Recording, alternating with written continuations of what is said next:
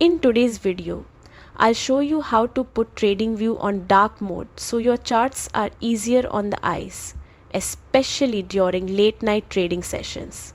It only takes a few seconds. Start by opening any chart on TradingView. Once you're on your chart screen, look toward the top left corner and click the profile menu icon.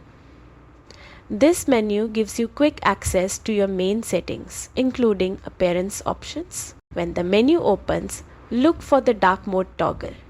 This is the switch that controls your entire interface theme. Simply turn the toggle on and TradingView will instantly switch to a clean, darker color palette.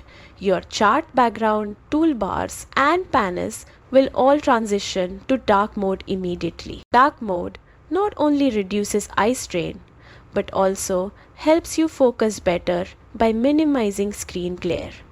If you are using a device with an OLED display, it may even help conserve battery life. If you ever want to return to light mode, repeat the same steps and turn the toggle off.